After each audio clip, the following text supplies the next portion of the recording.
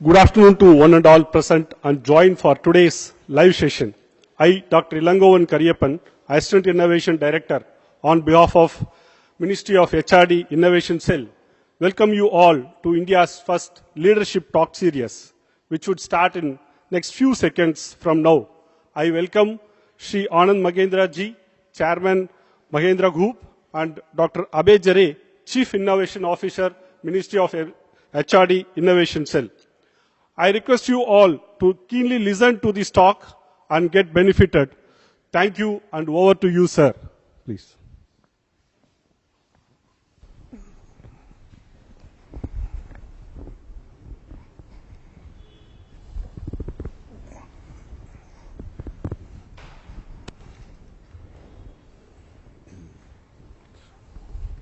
We'll start.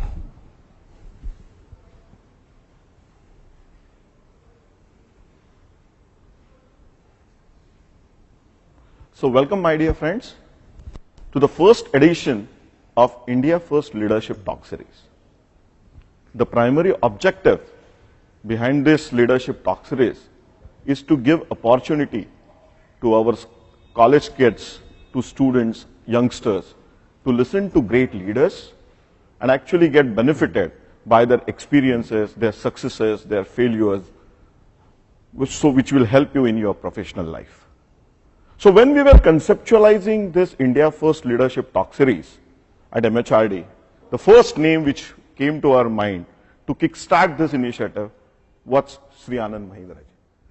And we requested him, and we are extremely thankful to you, sir, for accepting our request. Pleasure. I think today we are live in more than 1,000+ institutions, and I will be really happy, and it's a pleasure to have you. So the format of this was, once you accepted our invitation, we actually created a form and circulated it across all the institutes in India, asking students that whether they have any questions in their mind, which I can ask you on their behalf. Unfortunately, sir, we received more than 500+ questions from almost every part of India. So when we analyzed those questions, we bucketed into 3 or 4 categories. There were a lot of questions related to innovation and Mahindra Group and your approach. The second category was mostly into your leadership and what you think as a leader and those kind of things, your successes, your failures. The third category was into startups, how you personally look at some of the startup ecosystem and those kind of things. And finally, the last category was more related to Mahindra core businesses. But we will be taking a couple of questions in each of the category. And in this 45 minutes, sir, we will be really thankful if you can share with some of the experiences which you have never shared before. So, sir, as our students are young, they are just coming out of the college, or in next couple of years, they will graduate. They feel there is a lot of anxiety, what they should do, what they should not do, whether they should go for a job or they should get into entrepreneurship. But when you get into a field, a lot of different things are required.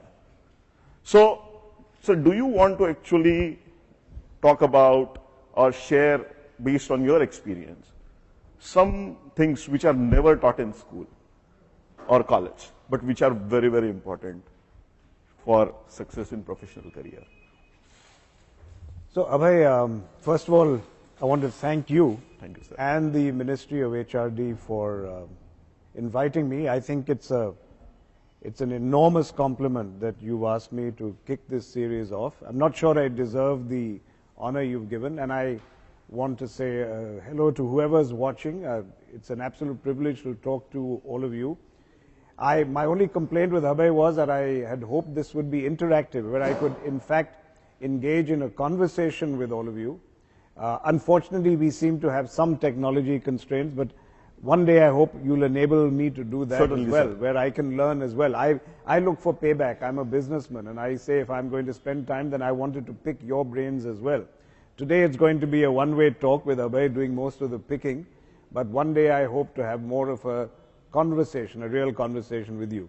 But coming back to your question, Abhay, about what they can't teach you, that's an ironic thing to talk to all of you about, because you all are at institutions and are looking for your time to be well spent over there. But there are things which you cannot pick up in an institution. And one of the famous books was What They Don't Teach You at HBS, at Harvard Business School.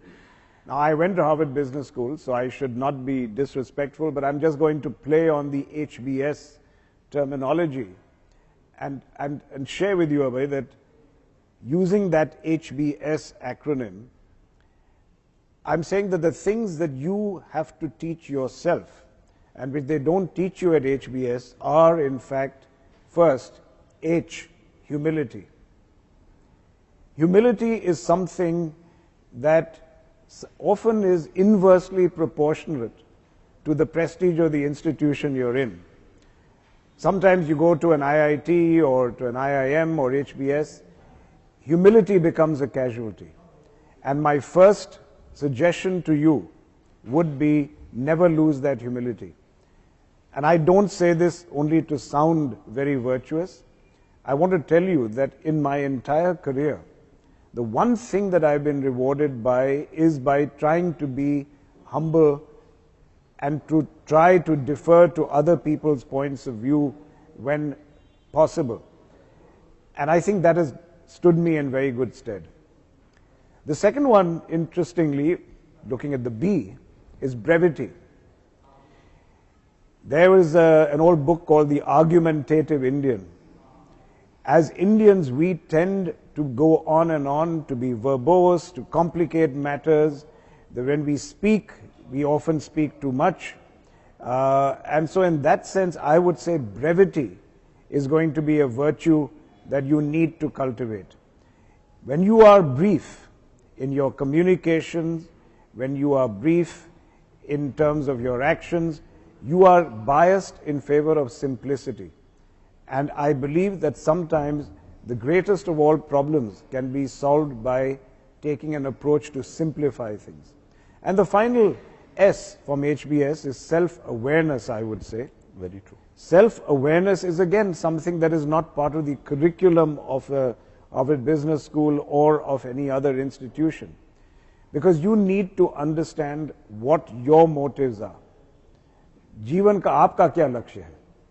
That is about self-awareness. Why are you doing what you do? Once you understand your own motivations, what makes you tick, I know that you will make the right choices, and when you make the right choices for your own life, you will be a happier person. In my opinion, happier people are usually more successful people. So, sir, you talked about motivation. You went to Harvard School initially for studying films. Yes. Then you got into business. So what was your motivation initially when you chose for films or courses in that, and then you switched to the business part of it? Well, it's interesting. I was a sort of rebel when I was growing up. I tended to question everything. I was a voracious reader. I started reading I read philosophy, the Western philosophers. I read about existentialism, which questioned life itself. And I remember at the age of 16 asking myself what the purpose of everything was. I was born into a business family, so ironically, it seemed as if my life had been already plotted out for me. So what I was rebelling against was the concept of some other person, even though they might be my parents or my family business, plotting out my course for me. And I did not want to follow what seemed like a path charted out by somebody else. When I was in college here, I in fact I almost joined the Communist Party of India because I was rebelling.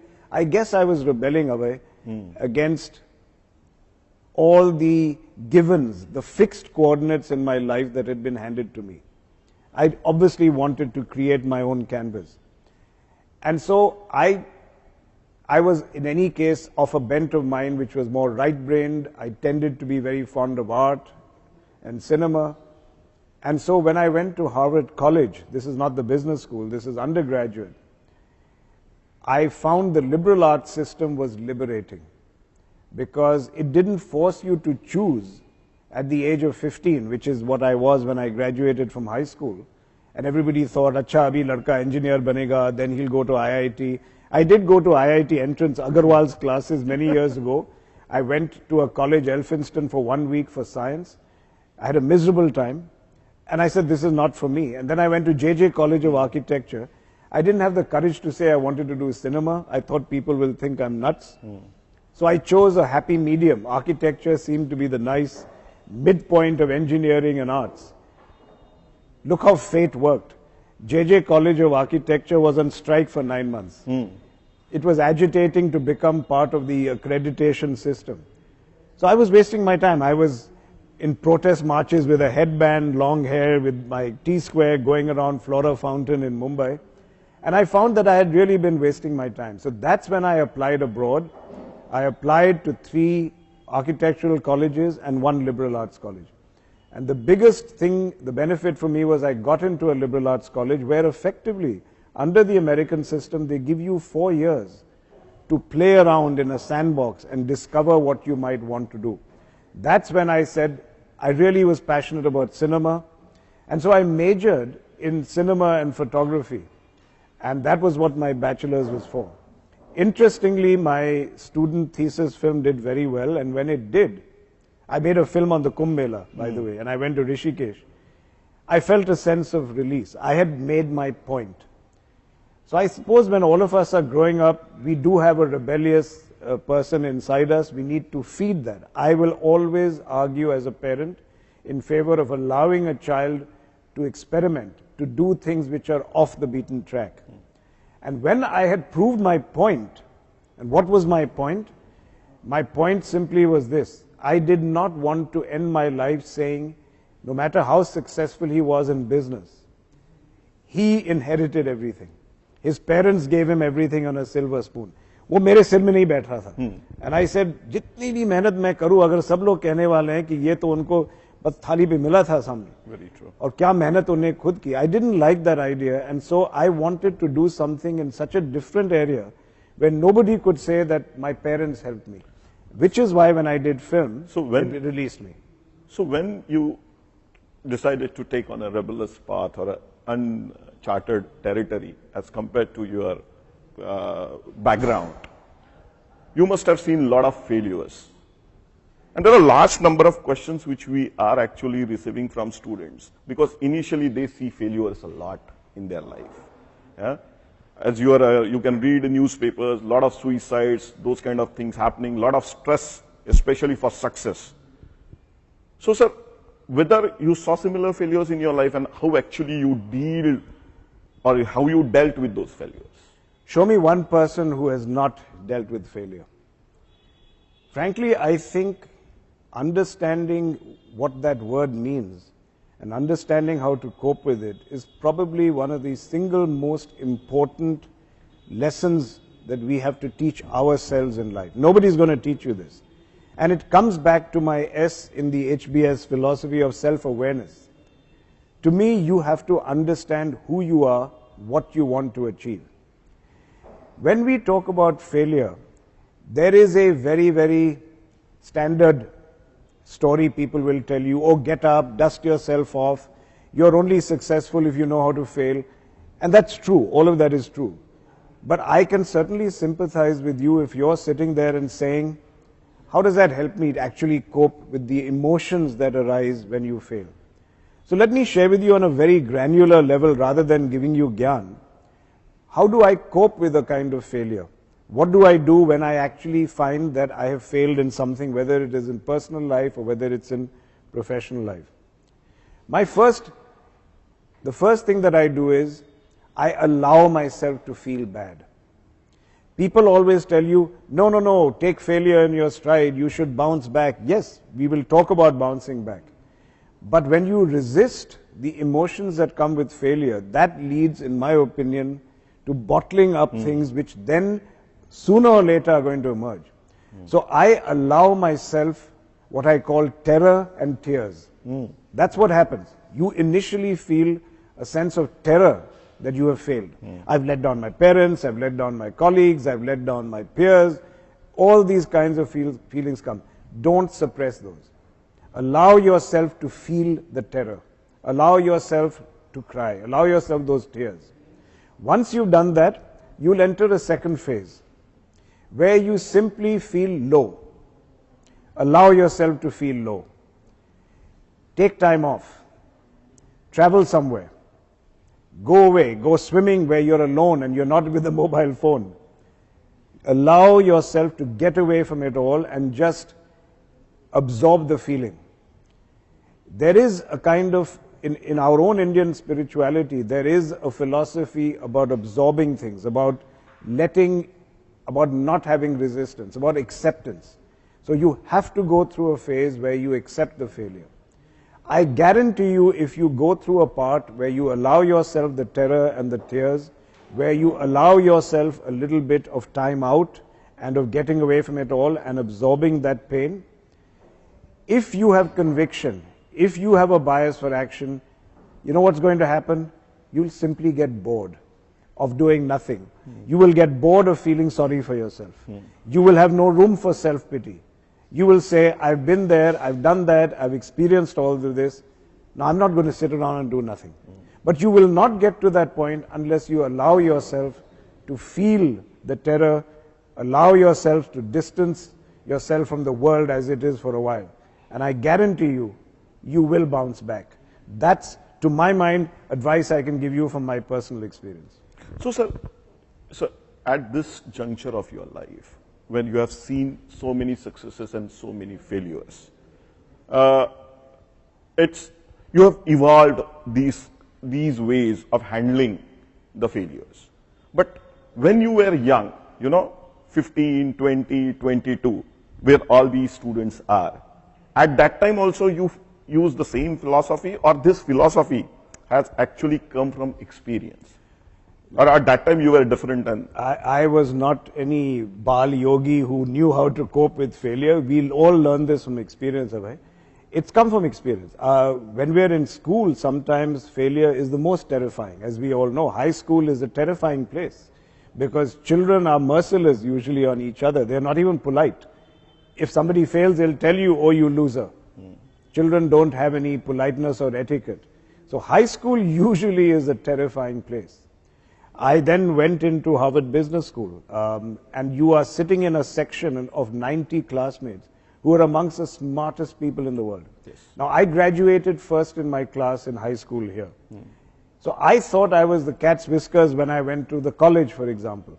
And suddenly I find I'm in Harvard College with some of the brightest people. In my first essay on English, and I was the star in English in my school, I got one of the highest scores. I got a C grade. I was terrified. I sat down, I felt like calling my parents and saying I want to come home. And I had to cope with humiliation, self-doubt. I had no philosophy ready. But I went through exactly what I described. So what I've shared away is my own experience. The only good thing when I look back is I allowed myself to feel terrified. I allowed myself to feel the fear of self-doubt. Am I capable of surviving with such competition? I went through it again in business school. I went through it in Harvard College, so you get deconstructed. But what happens is your ego gets deconstructed. And you learn something I talked to you about first, humility. So the best thing that happened to me, because I went to to college and business school, which are amongst the finest in the world, I came to terms right away with the fact that I was not the smartest person in the world. Which I may have thought, if you graduate first in your high school, you think that. yes, And I went there, I was basically chipped away, my ego was chipped at, and I think the biggest lessons I am carrying with me, as I said, is I have the humility to know that you are not necessarily the smartest person in the world, but you will survive. Fantastic, sir. So the primary objective of this entire initiative is to look at great leaders. For us and for the youngsters, someone like Anand Mahindra has been immensely successful, is a really great leader. Who is the great leader for Anand Mahindra? You know, it's interesting, people have always asked this question, and it comes in various forms. It's who's your role model, who do you admire the most? Yeah. I had a very interesting set of parents who I didn't mention, I must give them credit. I talked earlier about being rebellious, but it was not really because of them. My father was very thrilled when he thought I was going to be a filmmaker and not a businessman. My mother actually was in the Indian movie industry for a while, so she was also very pleased. They had a very simple philosophy, is that we will give you education, after that you're on your own. But my mother used to always tell me, never find one role model. Never say, this is the one person I'm going to model yourself after. Because every person is human.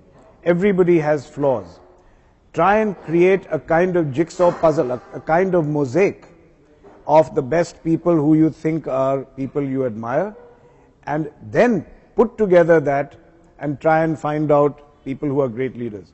But if you ask me not who was a great leader in my opinion, but what is the quality of great leaders, that I can tell you what I believe. And to my mind, it's very simple. A leader is one who has followers. Right. If you don't have followers, you're not a leader. Yeah, very obvious. Why do people follow anyone? So let's ask that question now. So if I'm defining a leader as someone who has followers, why is that person following this leader? I think the greatest quality of a leader, there are many, but in the interest of brevity, which I advocated, let me say to you this, that a leader is one who has ideas. You are not going to follow somebody unless they paint a picture to you of a future, of a desirable, aspirational destination or future. So a leader has to have ideas which are captivating, which engage. But the second and most important part is that a great leader is one who does not take complete ownership of that idea. A great leader is one who makes the followers believe that it was your idea. Right. So my simple message, which I talked about in our management conference, is that let's take Gandhi. Mahatma Gandhi taught us how to fight for independence. But the idea of being free belonged to the people of India. Very true. He never said, freedom is my idea. Freedom was our birthright. That was not him, but I think that was the philosophy. Yes. So, to my mind, a great leader is one who has tremendous vision and captivates you with a destination. But it's also a great leader is one who makes you believe that it is your idea. So the ownership of the idea has to belong to your followers. So, sir, in government, especially at Ministry of MHRD, we believe that if India has to emerge as global leader, innovation is very, very critical for us. And I think through your Mahindra Rise initiatives and those within Mahindra Group, also you are stressing on a lot of innovation. So, sir, what are your thoughts about how we can actually ensure that innovation becomes the real fulcrum of our, not only just manufacturing sector, but also education in that sense? What are your views on that? It is one of the most important questions of our time, Abhay, so I'm very glad that all of you brought this question up. First of all, just as a digression, I want to mention that to me, we have to be very careful to understand that jugaad is not innovation. Very true, sir. Very true. In my own Twitter account, I often like posting pictures of interesting jugaads, of how people cope and so on. But I never want people to think that I am advocating a philosophy of only making do. We have done that for too long. Yes. It helped us as a developing country when we had no resources. But cutting edge technological change comes not from jugaad, it comes from really disruptive thinking. It's not about piecing things together and making a chalta hai solution. So I've said before that we need to move from jugaad to jhakas. Something has to be jhakas, no longer jugaad. And jhakas, for those who don't understand the term, it's a very local term. It is about something which is wow factor, which is mind-blowing. Yes. So in that sense, I think innovation we have to define first. Coming back to your second question of how do we make it the fulcrum of our lives, I can only share to you, Abhay, what we do in our company. I can't pontificate and preach to you about what happens elsewhere. But what I think in companies people have to do in order to institutionalize a culture of innovation, Number one, the leadership has to send a signal very clearly that innovation is critical. So I see my job as using every opportunity to tell people that innovation is critical. So we have an innovation mailer. We give a RISE awards for innovation. We even have a RISE award for the failed innovation, the best failed innovation. Since we were talking about failure, I thought I'd bring that up. These are all signals about why innovation is important. Second, after the signal, you have to create a culture within the company that supports innovation. So if you have a system of measurement of performance, your performance measurement system must include innovation as a criterion for recognition, for compensation. So it's like this, you have to populate your entire corporate ecosystem with signals and signs that innovation is critical. Finally, and this is a longer topic, so but I will try and say it very briefly, is that I find that innovators are usually people who are entrepreneurial, people who like taking credit and receiving the benefits of their innovation. And in that sense, I think that is why in the last decades there has been a perception that really cutting-edge innovation comes only from startups, comes only from Silicon Valley, comes from the IIT person who's left and started his or her own firm. My view is different. I think that now we have entered a new phase of what I call the corporate garage, because companies have learned that they will not survive unless they are able to foster innovation. So they are imitating elements of the Silicon Valley ecosystem and bringing that inside large companies. We are doing the same thing. What are those elements? Autonomy, empowerment, recognition of these entrepreneurs, and sharing of the wealth. So we have a very strong stock option scheme. So people right away know that if I am innovative, if I am able to help this company's profits grow, I will get a share of that profit. We also have a strong startup culture within the group. So we have intrapreneurship. People come in, a person working in our automotive business, for example, she went out and started a truck sharing business called Smart Shift. Now she got a piece of that equity. So we foster, we not only signal, we not only recognize, but you must reward entrepreneurship and innovation. If you do that, then I think in large companies we will be able to make innovation a fulcrum of our strategy.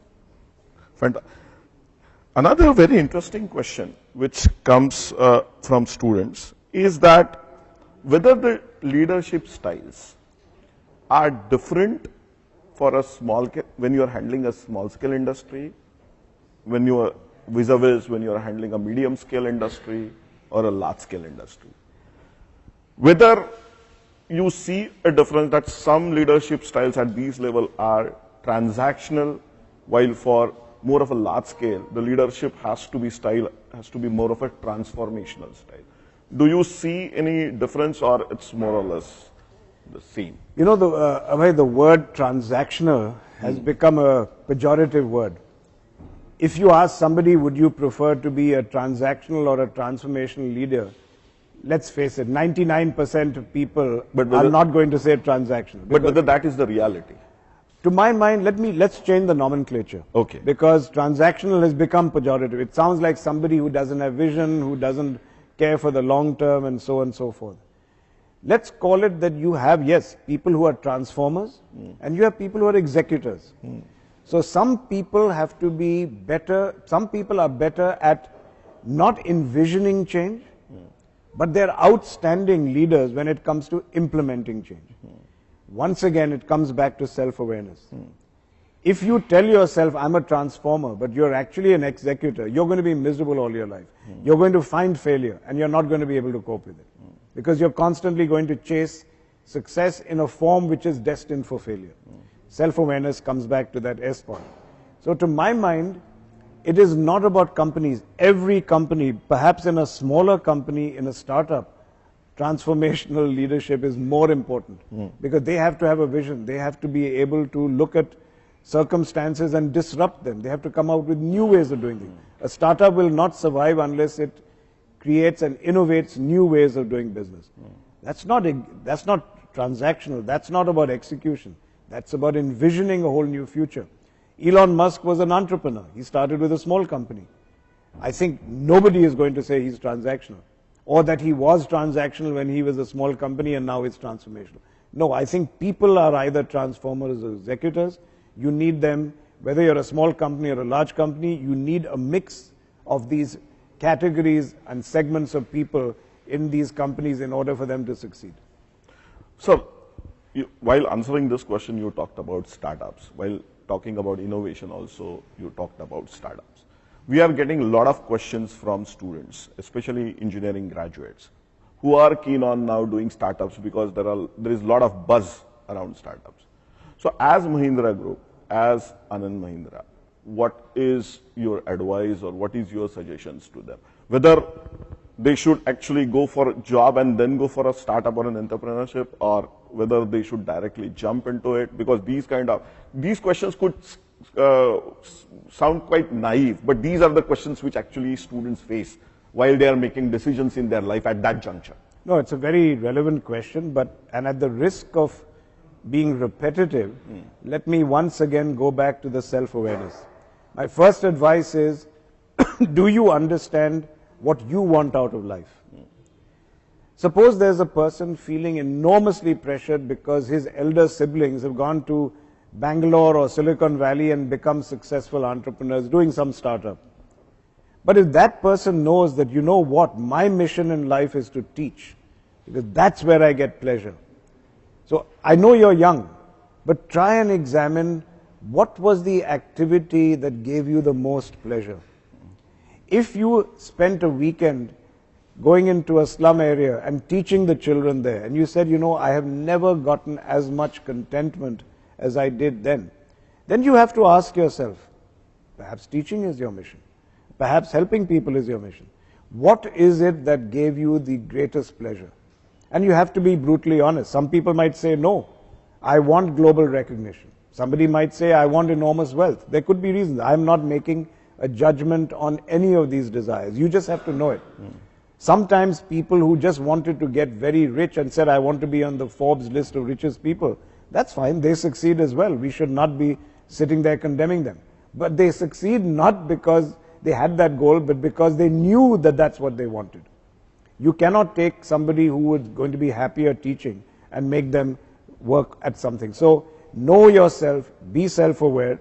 You don't have to be an entrepreneur. Starting out a rival to Flipkart is not the only future in the world. But once you decide you want to be in business, even if you want to be an entrepreneur, you have to judge what is your risk aversion, what is your appetite for risk. And so there are ways in which you can calibrate what you do. If you have a strong appetite for risk, you may take the chance of starting up in a garage on your own with your own money. If you don't have such a strong appetite for risk, but still are innovative and want to be entrepreneurial or want to be working for yourself or pursuing your own unique ideas, my job as Mahindra Group is to reach out to you and say, come to Mahindra. We have an ecosystem which will allow you to be an intrapreneur. You will get a much more fortified garage which already has tools in it, rather than a garage where you will be starting with zero. We will give you a fully equipped garage. We will give you a network of customers. Come with your idea and be an intrapreneur at Mahindra.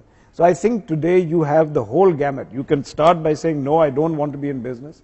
I want to be a teacher, or I want to be in a non-profit. I yesterday only met the Indian professor from MIT who started edX, which is today one of the world's largest educational portals.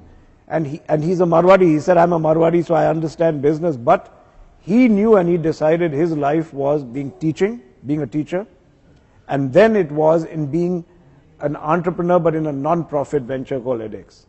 So like him, once you calibrate where you want to be, you have all these possibilities. Being in a non-profit, if your appetite for risk is high, starting on your own. If it is not, coming into an ecosystem like Mahindra's where you can be an entrepreneur, you can innovate, but with a safety net under you. So many options. Know yourself before you choose one. You rightly said about the mindset, what you want. Sometimes students or youngsters in different phase of their life stress themselves beyond a point. Initially, the stresses for getting a job or starting an entrepreneur, then it's maintaining the position, and then it's growing. And usually it happens that while we are chasing a dream, we end up losing the work-life balance. So you are such a one of the most busiest person in India. How you maintain your work-life balance? There are many answers to this question that have arisen in the past. And one of the more commonly cited ones is that if you love your work, then you don't need a balance, because you get so much joy out of it that this becomes a false dichotomy, as they call it, to choose between work and life. Work then is life, and life is work, and the two blend, because you are getting the joy out of your work, which enhances your life. Somehow in the 50s, in the Western industrial model of development and of work life, of work style, there became this whole idea of we have to get up in the morning, there's 9 to 5, and then when the 5 p.m. the bell rings and I can go out, that's when my life begins. It's unfortunate. It's been completely drilled into us that there is this dichotomy. Happily, two things have evolved. One is that the world is more affluent. Less and less people have to work just to feed themselves, have to take any job that is available. That situation obviously remains, certainly in a developing country like ours, but more and more people are getting options. So you certainly don't have to work only for a living. The other thing that is changing is the atmosphere at work, the kind of ability to tailor-make a working environment for people's desires has tremendously evolved.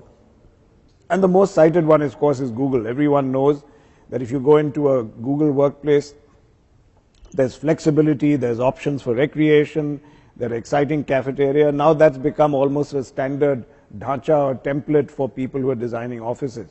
And I have to say, we at Mahindra have learned from that too. We have a number of companies that figure on the best places to work in India, and all of them do because we are building in all of these elements which allow people to remove this false dichotomy. Our goal at Mahindra is, when you get up every morning, you should be waiting to go to work. You should not be going saying, my eye is on the bell when I can come back and leave. We want you to jump out of bed and want to get to work. That's our goal. And I think every company in the world is working towards that. So hopefully, Abhay, 10, 15 years from now, the question will be redundant. The phrase work-life balance will be extinct. We will say work is life and life is work because they are about getting the best out of myself as a human being. They are about maximizing my sort of, you remember the Maslow's law of hierarchy, yes, which is getting to a kind of transcendence, to a self-fulfillment. That will be achieved at work. And we will no longer have Abhay asking this question 15 years from now. So there is another very interesting question which has come out from students. It's on business model.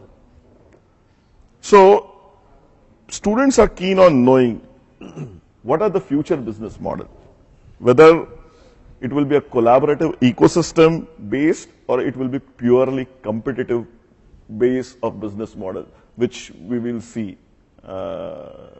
in future. It's going to sound like I'm actually trotting out the same answer, but once again, Abhay, this is a false dichotomy that is waiting to be exposed. There was a wonderful book that somebody, a business school professor, wrote called Collaborating to Compete. Some of you may have read that. So by coining that phrase, collaborating to compete, they removed that dichotomy. What that title or that phrase actually means is that you cannot compete today unless you have some collaborative elements in your system. Open innovation. It doesn't mean that we have turned into some utopia where we are living in a commune, and we are all happy and moving around with orange robes and we are all dancing and we are all cooperating and there's no competition. No. The capitalist system, which has proven to be a wealth creating system, is based on competition. So you will never do away with competition. Competition is the capitalist way, and I use capitalist in the positive sense here, of ensuring that the best outcomes happen. We saw that in a socialist economy. Unfortunately, though the intentions are good, the aspirations and the ideals are good, the system doesn't allow for merit to flourish, it doesn't allow for innovation to flourish, it doesn't allow for productivity to grow, and hence the quality of life does not improve. Competition ensures the best use of finite resources, which is why you get more sophisticated and efficient outcomes. So competition will never go away, neither should we want it to be. What that phrase collaborating to compete means is that competition is becoming so intense that you will have to find ways in building your differentiated business model. You will not be able to do it in an ivory tower. You will have to do it by cooperating and collaborating with some other elements in the ecosystem. It might be by outsourcing production.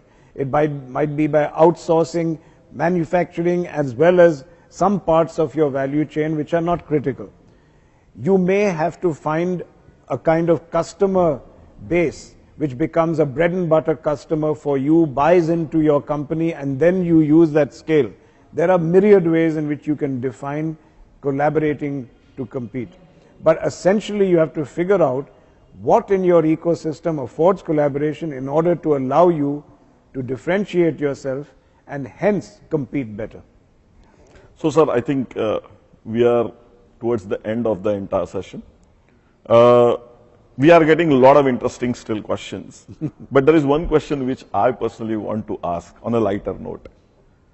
You actually graduated in films in that area. You never felt that you want to get into Bollywood, run around trees, dance on in the as my romantic songs. I was always behind the camera.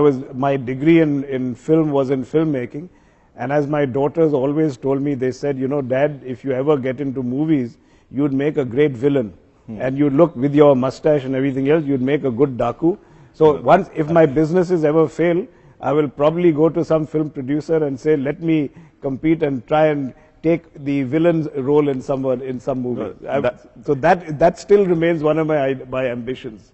So no, I don't agree with that. But whether you actually never thought at that time into production or getting into completely? No, as I told you, going back to the question, I talked about rebellion. I told you that I made a film on the Kumbh Mela and so on.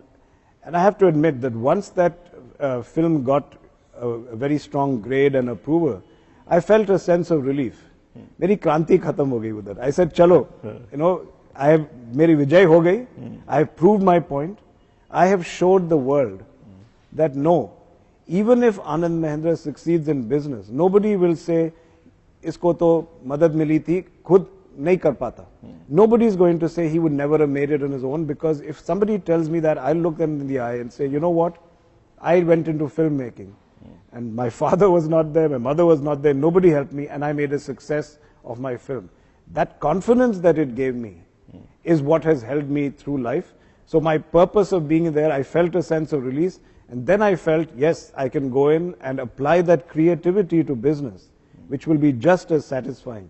So when I look back, I think the events have conspired to allow me to rebel, give me the confidence, retain my passion for cinema, but hopefully bring some creativity into the business endeavors that I have initiated.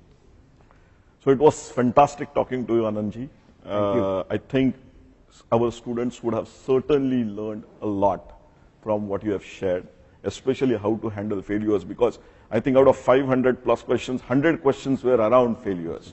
So it was very, very critical that we address those kind of questions. And this is part of our Smart India Hackathon initiative. I would like to actually take this opportunity to share with you all that currently the entries for Smart India Hackathon are out. The deadline is on 20th of January. So we want students to submit as many entries as possible and compete. So to submit entries, go on Smart India Hackathon website, sh.gov.in. And sir, would you like to say that students should follow our MIC channel, web channel and if you can appeal, that will be great. I joined the appeal Abhay has done. I think I must commend him and the Ministry of HRD for this very innovative. We talked about innovation. Yes. I have to say what we are doing here today is innovative. So my hats off to you and to the ministry for taking on this very, very disruptive method of reaching out to people, using the power of digital technology to reach out.